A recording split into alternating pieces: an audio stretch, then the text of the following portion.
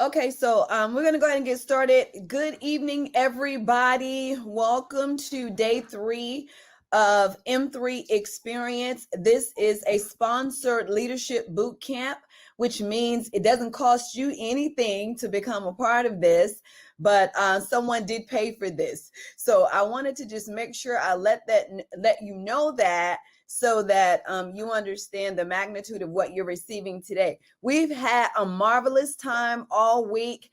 This is our first time doing a challenge for 5 days, along with our other hectic schedules. So, we are learning how to do this, but we're a little bit tired today. So we need y'all to encourage us and just let us know that you're still here with us. We've been getting some dynamic feedback in the group, in the text. We see you, your hashtags. We're excited about your assignments, what you're doing. You're taking it serious. We are honored that you're here with us today. This is a church night for us. For many of you, you might not know, but we are lead pastors, senior pastors of the Light Center, which means we still have pastoral duties. So tonight is our midweek service at 7:30. So we're doing this before our midweek to make sure that we keep up with our schedule. So with that, we won't be as long so that we can get prepared for service, but we have some really good stuff. Yes. So what I need you to do is I need you to take the time to share, put those names in the comments, tag them that way so it goes directly to them.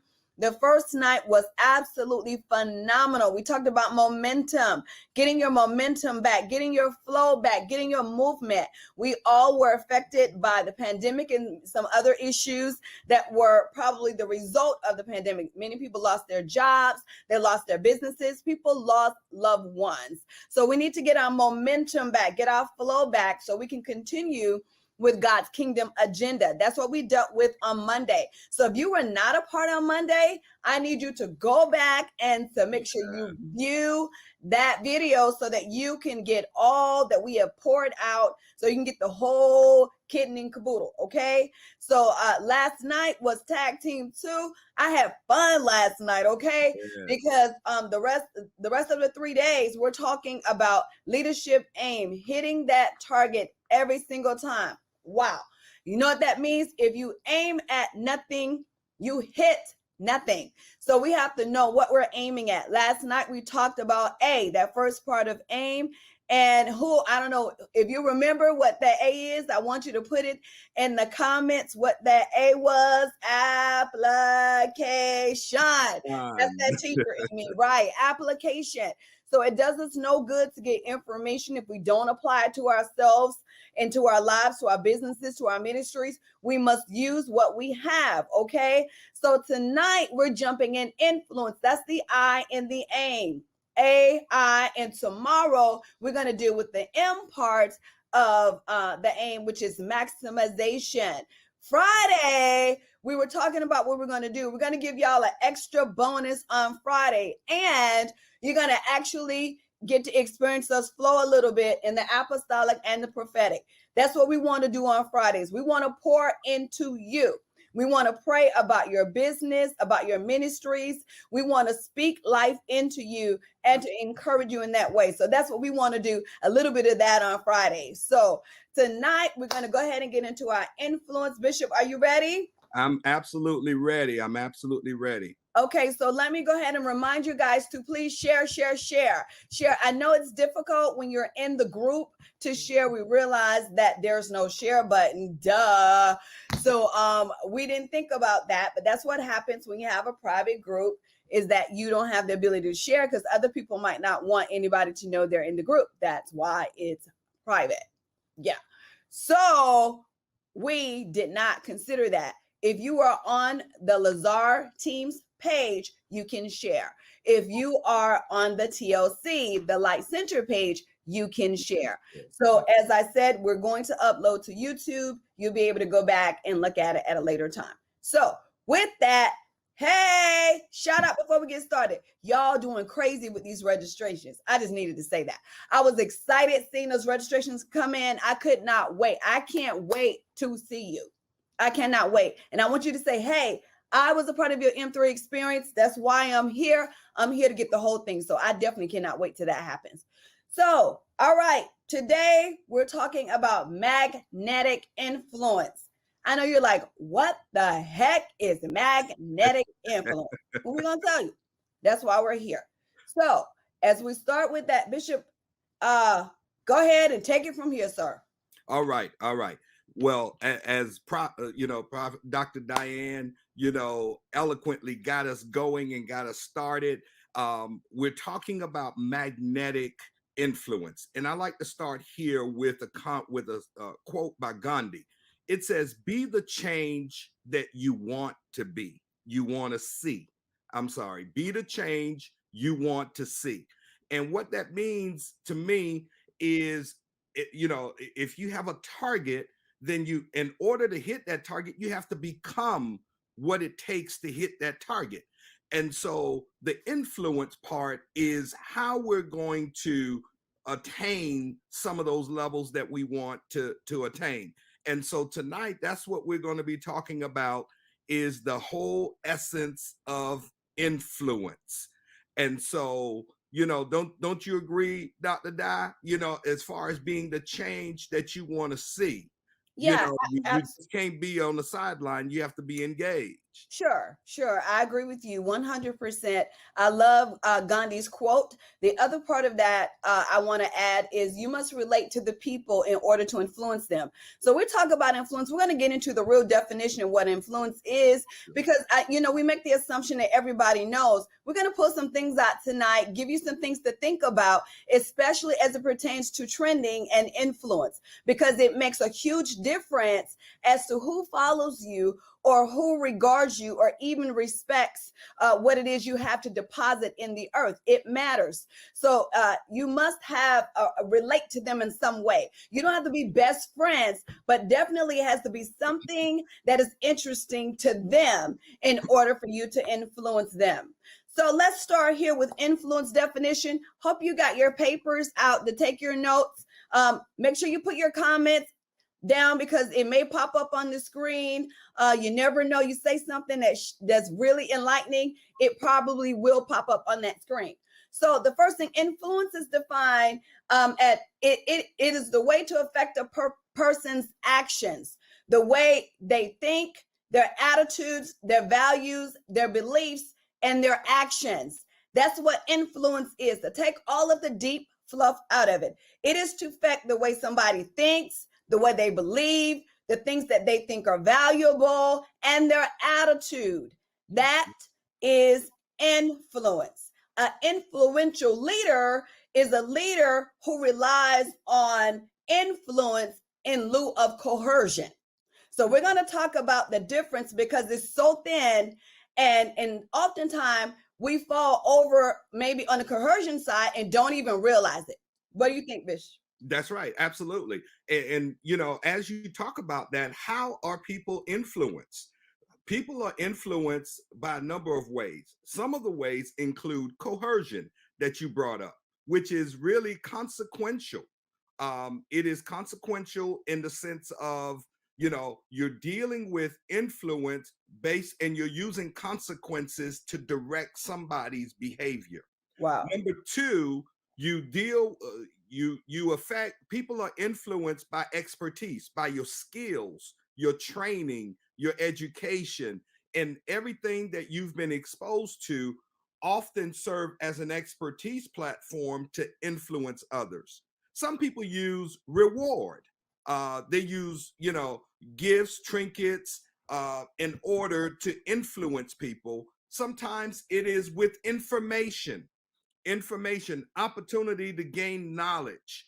And so when you see someone that is very informational, then they use that as influence in order to coerce. Hey, I know more than X and Y. So therefore, they try to establish their influence that way. Let me jump in here. You're going so fast, Bishop. Yeah, I know we need to cover a lot, but you're going way too fast, sir. Okay, So okay. Let's slow down a little bit. You talked about coercion. Coercion is first. That's separate. That people are influenced by coercion, which means there's a consequence. There is something that's going to happen to them that they are afraid of, so they will follow because they don't want the consequence. They don't want the consequence. Right. Right. So then you get into expertise. People will follow you because of the level of skill and education that you have. You might not have done anything tangible, but if you have the letters behind your name, then people will follow. Is That's that right. correct? Or at least that's the perception, is that you hope that those letters and the expertise will cause them to follow you. Well, Absolutely. some people will. Yeah, Some people will because of your level of that's expertise. true. Right. That's true. Third, by reward, it is by whatever they get. If they said, I'm going to follow because I reward, I get a free trip, or I get a free, like some people on here because they want a gift card. Those are rewards and awards. Sometimes people want things to hang on their wall. At the end of the training, the M3 conference, we're going to give certificates of participation. Okay. So it's an education conference. So they're going to get real certificates. Some people will come just for that so that they could say, hey, I earned that. So information is opportunity to gain knowledge. They will be influenced by you because they're going to gain something from you. People are on this live right now because they feel that there's something that we're going to deposit into them.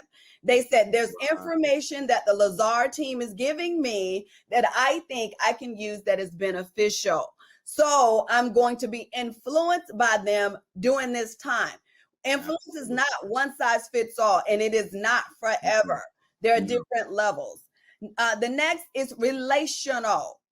And relational influence comes by relationship.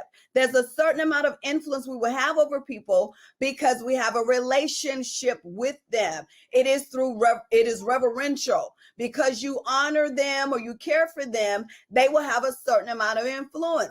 And what does that mean? That means certain people can discipline you that love you over people trying to discipline you that you don't know how they feel. I know I'm telling the truth in here. You telling the truth. It does matter. It absolutely does matter. So the next one is networking. People are influenced if they want to network.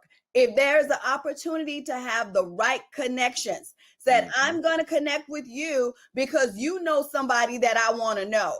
See, people don't want to tell the truth, but really, that's why they come to your event sometimes, because they just really want to network.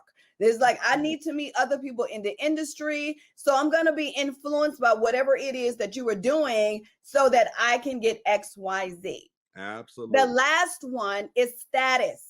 And status means whatever your title and your accomplishment, whatever you call yourself, that goes back to the expertise. Sometimes people will have a title without the expertise, and people will be influenced because of the name. Absolutely. Because of the title. I see that there's an abundance of apostles now. There's an abundance of bishops now. And they don't go through necessarily all of the things that the bishops have gone through historically, and I'm not either advocating or denying. I'm just saying that is one more thing that happens. And if you have that title, they feel that they should get a certain regard as such. Absolutely. Same thing with CEOs, and people tell you I'm an entrepreneur. They expect to be treated in that manner. Right.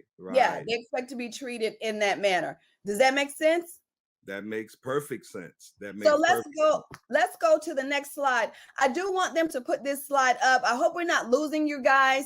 I want you to look at this, because as we talk about influence, I decided to pull a chart. It's a chart that shows generations. And the reason why we did it, I'm not going to leave it up very long. Thank you very much. Yet last night we were talking about the importance of trending, the importance of being able to understand your culture and the audience you're being called to, the audience you're trying to tap into, or the audience that you want to respond. Trending means you pay attention to your audience. Where does majority fall? So I wanted to put this up here because if you look at it, we talk about baby boomers and Gen X. I'm a Gen X, okay? I kind of fall in that category right there. So we talk about millennials, Gen Ys, and Gen Zs. Well, what I wanted people to understand, the Gen Ys are 29% of our workforce. The baby boomers are retiring. What does that mean? The dynamics are changing. You can take that down. The dynamics are changing So when you talk about understanding your audience or your influence, do you relate to Gen X? Do you relate to Gen Zs? Because they're going to be the majority of the market as the boomers began to remove themselves and they start to get into other things. Those are the things that we have to pay attention to in leadership and influence. Who is my market? Who is my target? And when you understand the trends, then you know how to market yourself a little bit better. You know how to even target them better. You understand what they like, what they're looking for, and what interests them. Because remember, people won't follow you if they aren't interested in whatever it is you are doing. Does that make Absolutely. sense? Absolutely. Absolutely. And all of that is important, like you said, because of the trending and the culture and the environment that we're in today as leaders. And so those are excellent points for us to understand as we navigate here. And let me throw this statement here that unbridled emotion will kill your sphere of influence. Unbridled emotion. You need to understand the trending and you need to understand the mindset of the people that you're leading and you're influencing, because if you don't, what will happen is you will start evolving in levels of emotion, and if it's unbridled, then it will kill your sphere of influence. You got to understand the people that you're leading, and you have to understand the people that you're working with, so that there can be a maximization that we're going to talk about tomorrow, but that your influence can be effective. And so uh don't you think that that's a good point as we deal with the sphere of influence, Dr. Di? You know, Sure. Yeah, absolutely. As we were talking about understanding the trending and the spear, I don't want people to get lost in this. I want you guys to stick with us because I promise this is going to relate to you. It's going to remove a lot of your frustration because if you spend money marketing, you spend money on ads or postcards, and postcards right now really aren't getting much movement. I don't know if you guys know this, but the more postcards you put out, or even the more text you put on a postcard, if you put it on Facebook or Instagram, it gets very little movement. And that is a tactic that they put in to keep it from getting in front of people. So you will spend your money trying to reach these areas, and you're not even understanding how to market to them, because those are the ones who are on Facebook and Instagram. And so remember, we don't even send postcards in the mail anymore. So let me do this right quick. I want to talk about your sphere of influence right quick, and then we're going to get into some more information. I want to talk about knowing how to target who. So as we showed you the chart, there was something else I want to share with you, and it was very interesting to me. It was talking about the baby boomers, and I remember the baby boomers saying, you must earn the right to be heard. Bishop, do you remember hearing that? So you must absolutely. earn the right to be heard. Absolutely. Well, that's not the case anymore. So it's like people have platforms who have not really necessarily earned that right as to what we would consider Earning the right. yeah, Right. the old-fashioned way of working hard Yeah. for it. But one of the things I learned about baby boomers, that there's a certain flow from them. They respect status first. That means your title and what you have earned, and it moves to relation. So first, if you have the title, they will respect and regard that, and then they develop a relationship with you. Absolutely. Gen X is relationship first. That's us. We establish a relationship first to determine, are you trustworthy? Then we transition to your level of expertise. Yeah. First, I need to know you care about me. Then I can receive what it is you're trying to give me. Does that make sense? That makes plenty of sense. And it really reflects and gives a snapshot of the people in our era. You know, when we were matriculating, you're absolutely right. That's the way that we looked at the world, from Right. the relational to the expert. Right. But even when you market, that's the way you do it. So I'm not going to go through all of these. The last thing I want to do is talk about the generation Y and X right quick. Those are, you guys call them millennials, and it's the generation after that. That's the tech generation. They were basically born with tablets in their hands. Okay. But one of the things I wanted to bring out, there is something called a brand evangelist. I did not know about this. I need you guys to put that in the comments. Brand evangelist.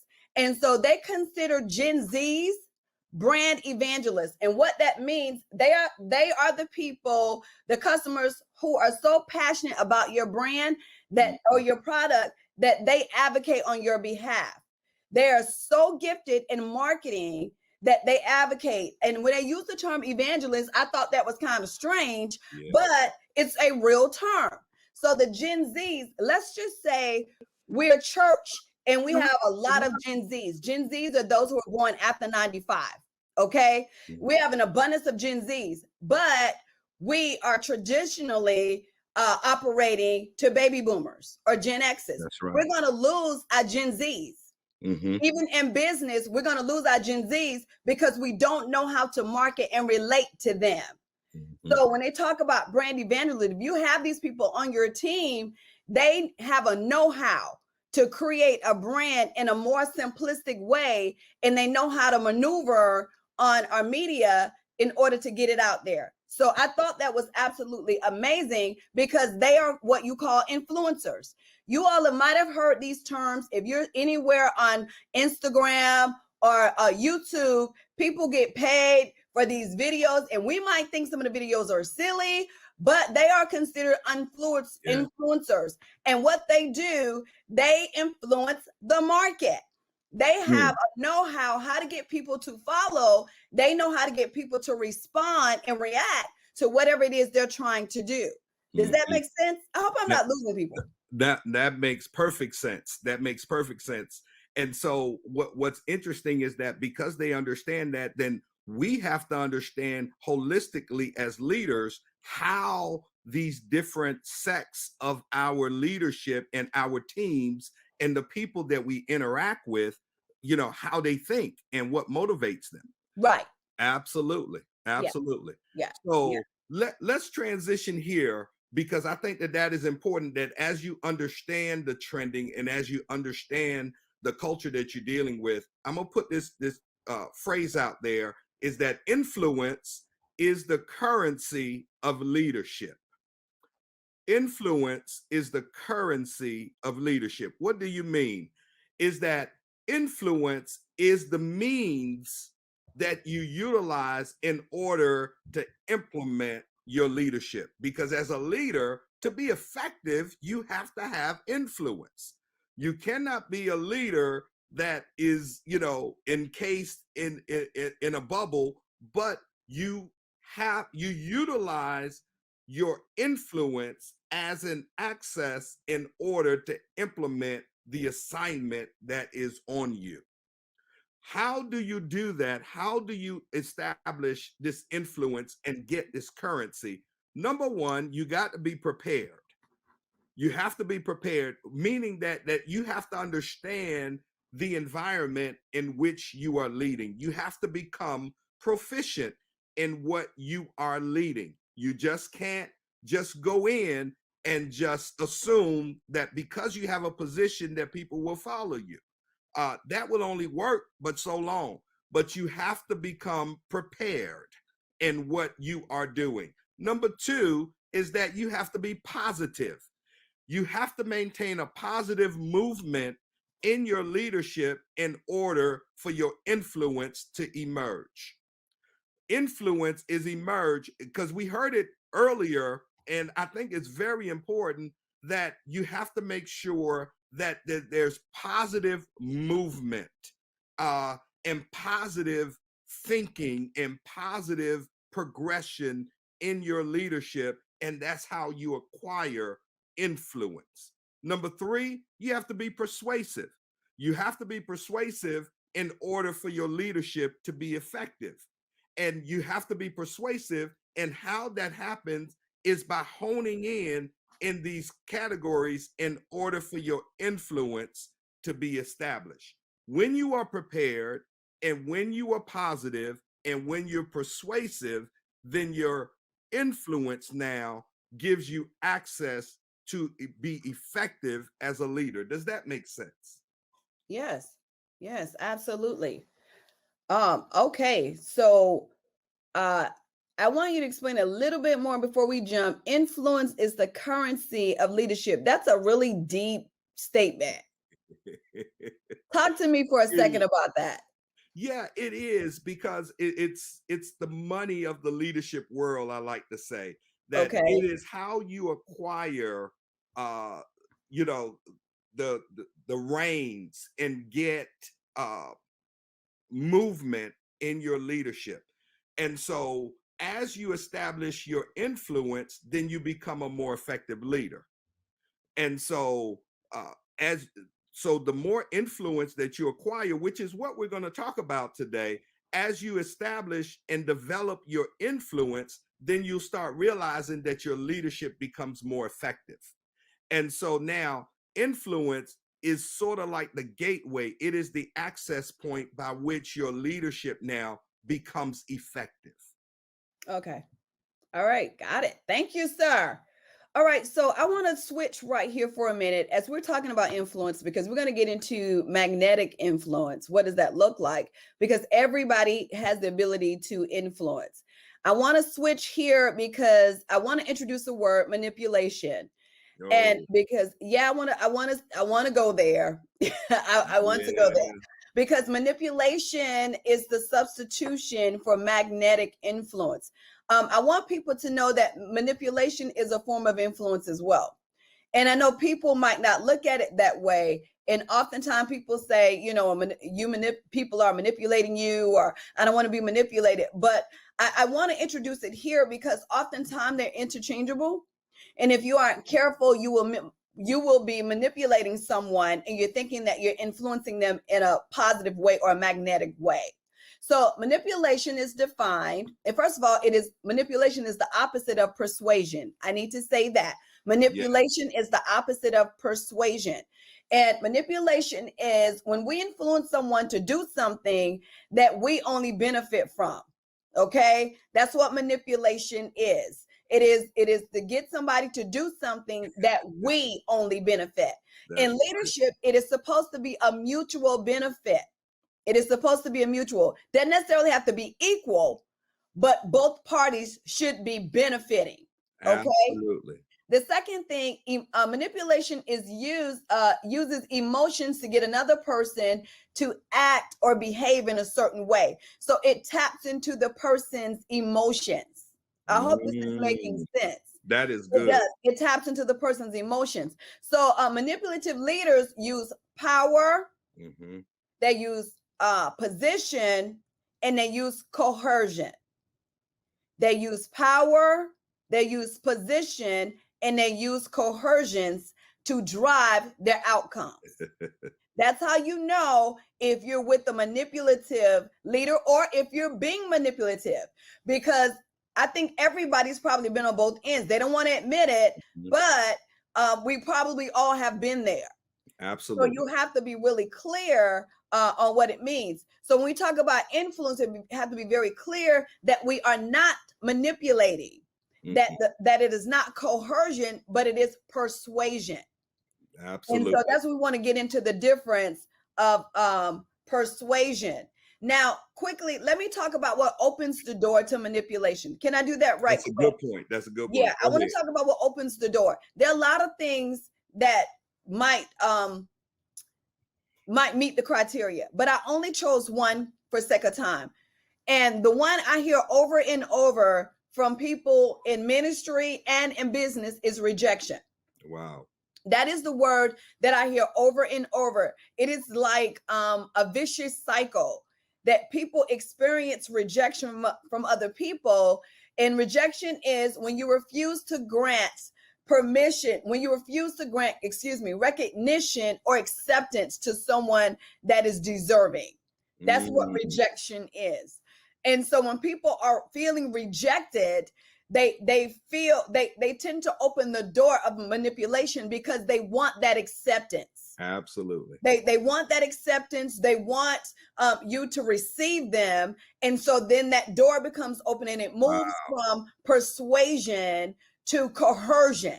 Right. Okay. Right. And then they begin to do things that they don't necessarily want to do, but because of an end result, they will begin to do it. So if they're going to get you to accept them, to tell them that they're great, or celebrate them, or even spend time with them, that they will do it. And I wanted to introduce that. The second part of, I'm not sure what they're doing with technology here. The second part of rejection is criticism. Now, I put on here, criticism can be perceived as rejection. Not all criticism is rejection. And I think you have to be cognizant of what type of criticism, what is it that they're saying, and who it's coming from.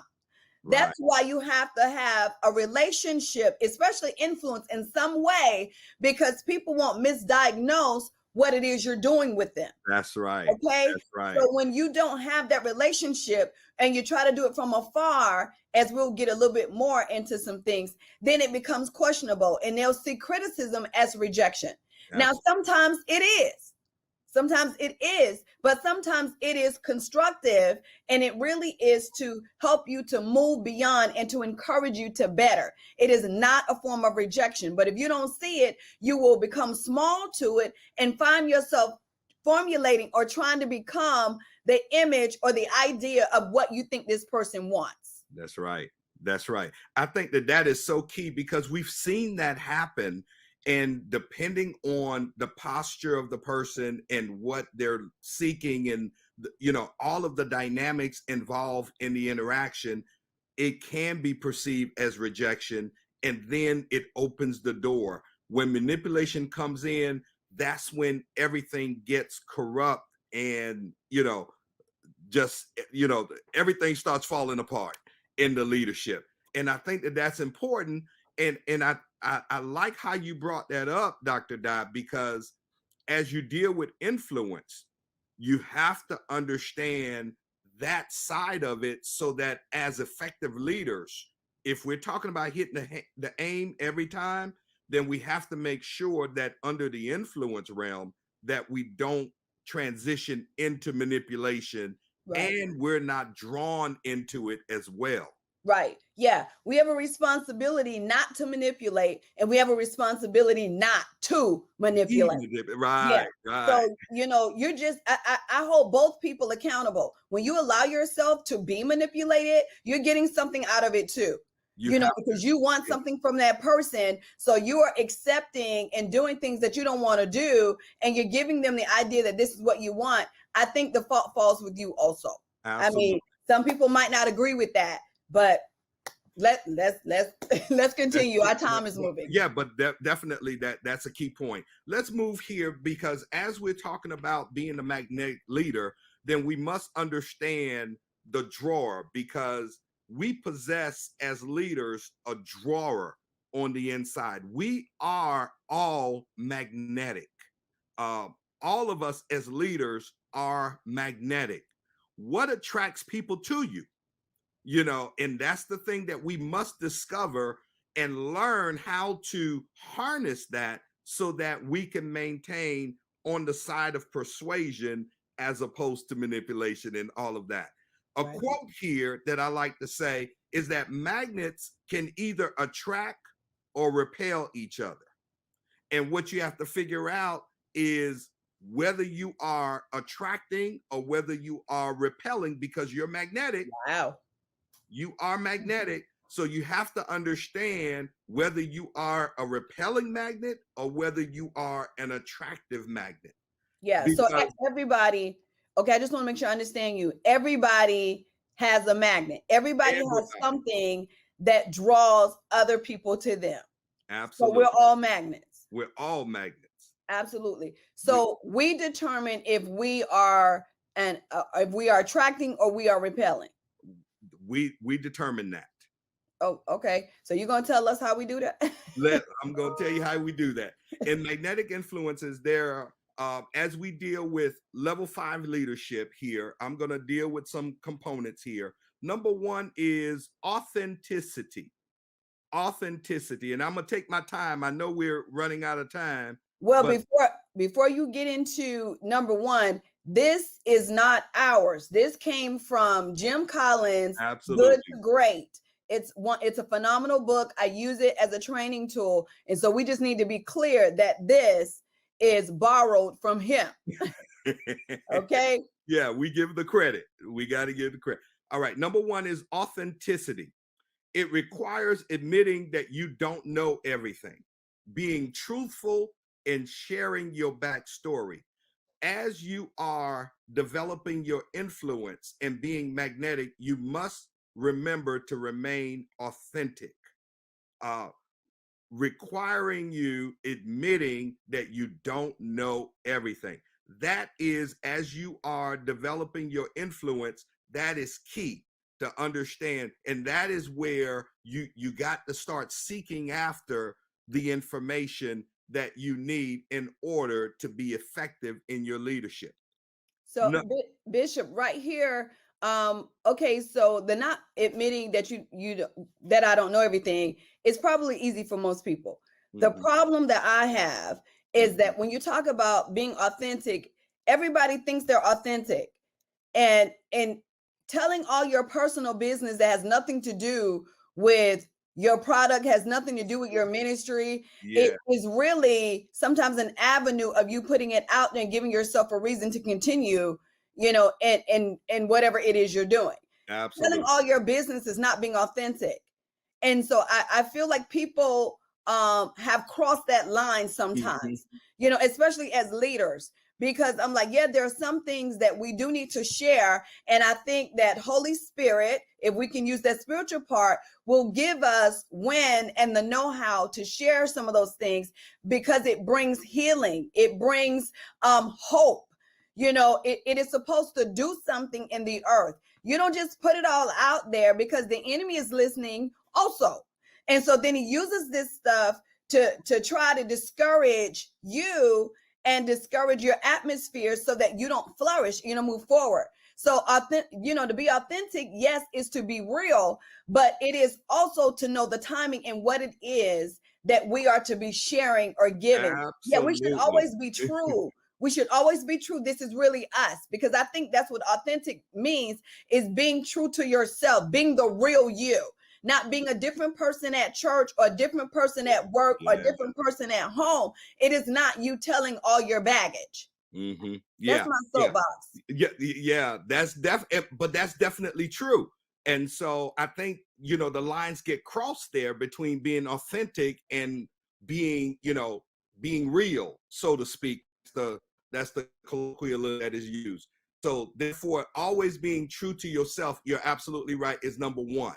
Okay. Number two is selflessness. It requires the humility from you to focus on another person's success. So, striving to be more of a servant leader. How, as a leader, if you have influence over someone, how can you utilize it to bring them to their greatness? That is key, because what that says is that you are selfless, that you're not only about you getting the attention and you being up front. The essence of a good leader is to be able to allow those that follow them to be able to be the best that they can be. So, as an influential leader, as in magnetic influence, you ought to be selfless. You ought to have the humility to focus on someone else's success. Sure. Can I do number 3? Do number 3. Okay. So number 3 is strong communication. And I want to do that because it's very personal to me. Mhm. Like we said earlier, this is using the book From Good to Great, Jim Collins. It is navigating from just being good or mediocre to experiencing greatness. It's a awesome book. So these are his 5 levels of what he called level 5 leadership. That's what we're giving you. There are 7, I think, components of this level 5 leadership. So we're going to run through a little bit faster because we do need to get off. but I wanted to do strong communication because it says focusing on the way you say something as much as the words that you choose.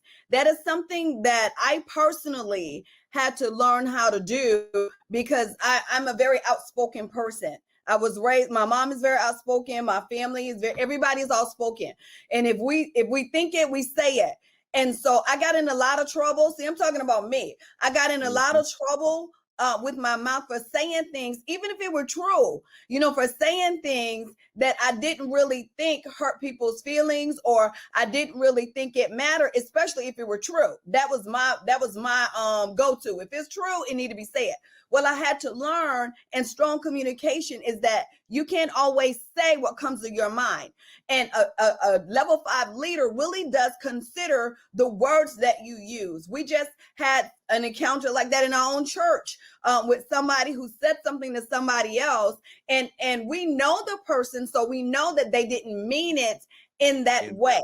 But the person that it was said to, you don't know where other people are where they're receiving it. And she took it in a really drastic way, and she just could not forgive that person for saying that. So as a leader, we do have to consider not only the way we dish it out or the way we take it, but how we give it as well.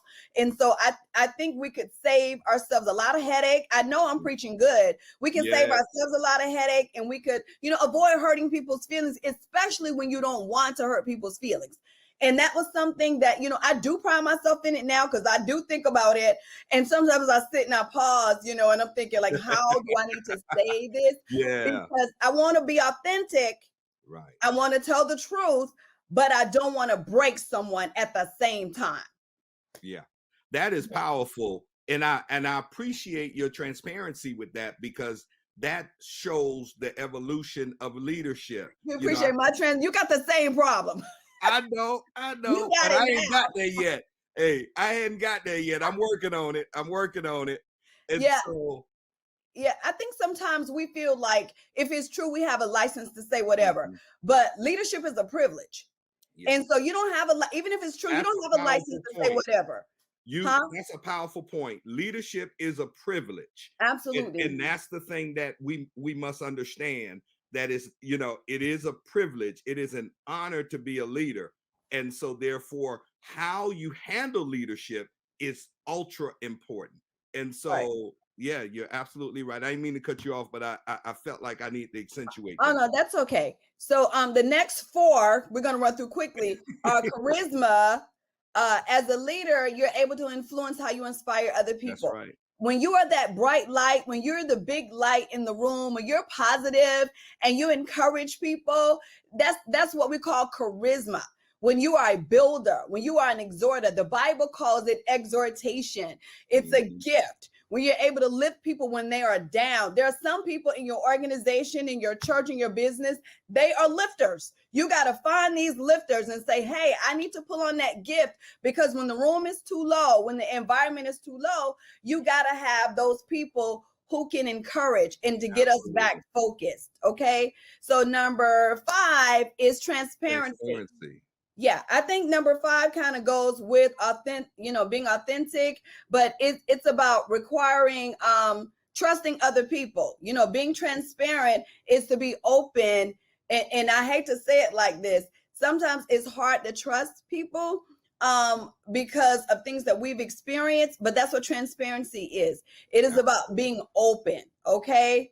It's about opening yourself, and hopefully you won't get hurt or discouraged, but you can't be a leader and be guarded. Right. I need somebody to put that in the comment. Yeah, that's another powerful comment. You cannot be a leader and be guarded. You can't be a leader and be guarded. So we definitely need to consider that. Number 6 is vision. Seeing the big picture and then painting it for everyone else to see. So a leader, a level 5 leader, sees the vision and can duplicate it. So not only do you understand it for yourself, but you have the ability to share this with other people as well. Number 6, resilience. I think that's my favorite one, resilience.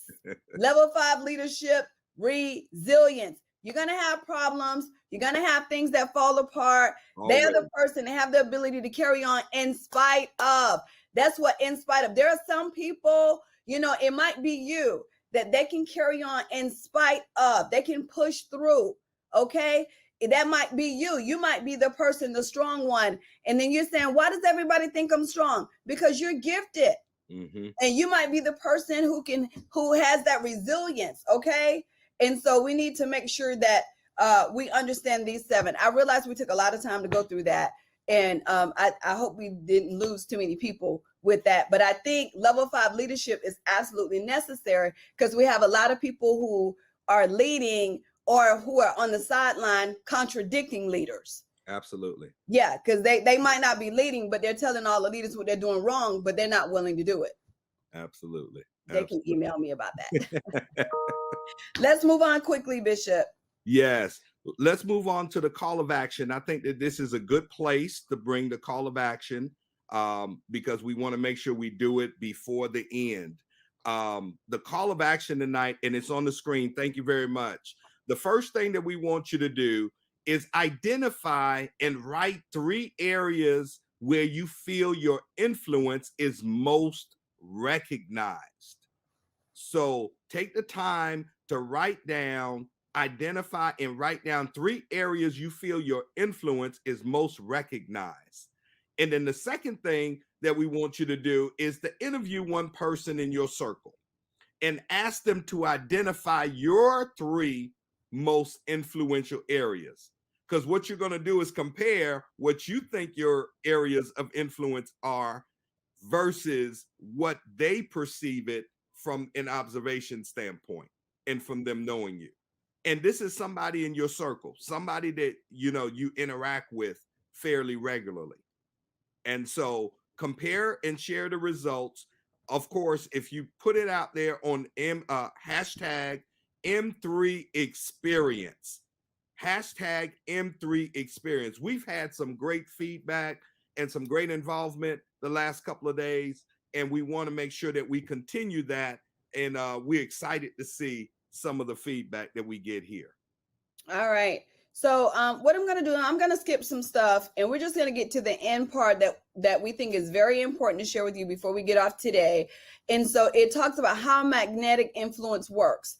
And this is going to help a lot of you, because I think we think we have influence, or when our influence is inconsistent, sometimes we get discouraged because people will follow for a little while and then they just start falling off. Mm-hmm. So I want to talk about how magnetic influence works. Okay. And so I want you to consider, I wish we would have put it on the screen, but if you consider seeing like a pyramid. And so the way I want to read this, I want you to think about at the top and then how we move down, and the pyramid gets smaller at the bottom for each one of these that we talk about. Okay. So when you talk about how it works at that pyramid, at the top is rights. Now, this is about your influence. And when we talk about rights, those are opportunities where people follow based on your leadership over them. So if you are their boss, or you're their pastor, elders, or whatever authority position, there are certain rights that you have, and they will be influenced by what you have to say only because of the position that you have. That is called rights. That is the largest part of the influence queue. If you can look at it like that. It based on your title only. It has nothing to do with anything else, but based on whatever it is you are called to, or whatever, however you are operating. Okay. Number 2, next level. First is rights. The second level under that is results. So once you have your rights, you have a certain amount of influence because I am XYZ. So now the second level are results. Results are the key to momentum. The results are, as a leader, what have I accomplished? What things have I done? Where are my little successes? That will gain me a next level or another level of leadership influence. Absolutely. People will follow because I have some successes. It's right. Not just based on my rights or my title now. Now they can look at something tangible and say, hey, they might know what they're talking about. That's right. That's okay. Right. Number 3. Yeah, let me do number three. Number three is reproduce. That is the next level. After you've gotten the rights, and then now you transition to results and establish momentum. Now you start seeing the next level of influence, magnetic influence in reproduction. That is where the exchange takes place. People will begin to duplicate and reproduce your processes and your approaches because now they are convinced that your results are authentic. And so now you start developing a level of loyalty with those people in the realm of reproduction. When people start reproducing what you do as a leader, that's when you have hit this third level of magnetic influence. Wow, that's where the exchange takes place. That's where the exchange takes place. Okay. Absolutely. So I like I said, I wish we had done that pyramid because it shows how it gets smaller and smaller. So the next level, number 4, is respect. Okay, number 1, rights. Number 2, results. Number 3, reproduction or reproduce. Number 4 is respect. So after you've made it through those other levels, now people will follow your processes and your procedures consistently because now they respect you. They respect the office that you are in. They respect you as a person. And so you have influence with them because they respect you. It is beyond your title now. It is beyond what you're producing. It is just, they have a certain amount of honor for you now. Absolutely. That's awesome, right? That is awesome. Now that brings us to the final level of magnetic influence, which is reverence. After you've gotten the rights and now you see the results, then they start reproducing, the exchange takes place, and they respect you now because now they follow the processes and procedures consistently. Now you have gotten and won their heart. The reverence is where now, as a leader, you've made a heart connection. Your leadership now has expanded beyond just your role. Now there's a level of trust and connectivity and loyalty to you. And it is exemplified in how they execute. How they execute is a reflection of their heart connection to you. These are the people that are going to stay with you through thick and thin, that will do what needs to be done, that will work through whatever. They don't have, rules and regulations now that govern them. Now they have a connection with you as a leader, and now your magnetism has worked to move them forward. Yeah. That is powerful. Yeah, I love going through those levels because I think it helps people understand the leadership a little bit better, and why some people will follow and do what is necessary without you micromanaging them. Absolutely. Right. If you still have to micromanage, if you have to remind them, they're not at level 5. No. They have not made it to that point. And so that's how you can identify even yourself as a leader where you are. So you will not have influence with people who don't respect you. What do you think? No, you will never have influence there because they haven't seen the results, and they don't respect you because there's no exchange that's taking place. Right. So essentially they're sitting in the rights world. And so because they don't respect you, that your influence will never impact them. They will I don't want to say, I'm trying to think of the right term, that they'll be cordial, but they won't respect you. Yeah, people can be cordial and not be respectful. Right. Yeah. They will be cordial, but they will not respect you. I certainly understand that. Okay, so our last quote for the day, and we're done right at 7:00. People do what they see. If you aren't learning and growing, don't expect them to either. As an influencer, if you are not being that first example, if you are not growing and learning, don't expect them to do also. People do what they see. You can put that in the comments. People do what they see. You can talk all day long, but until it's demonstrated, okay, that they are not going to do it. That's absolutely true. That is it for day 3 today, that we wanted to talk about magnetic influence. We hope you gain some really good points out of this, and it encouraged you in a way that you understand that we all have the ability to influence, and how we do that is really up to us. And so whatever God has placed in our lives to do, whether it is a ministry, we are pastors, we are leaders, we're business owners, or we're even leaders in our jobs, that's a responsibility that he placed in our hands to do. We have to use our influence appropriately. Okay. And we want to use it in the right way so that we can get movement and duplication so the kingdom can grow. So that's what we're going to end with today. Tomorrow is maximization. And so what we're going to talk about tomorrow is how to get the biggest bang for your buck. Okay. That you don't have to go through 100 steps to experience manifestation. That's what we're going to talk about tomorrow, what maximization. And there's some things that are getting in your way that stops you from moving forward. There's some things that slow you down. And we're going to talk about that tomorrow as well. What's stopping me from maximizing? What's stopping me from being the biggest, the best that I can possibly be? And I have to identify those things, and I have to remove them so that I can become an effective leader.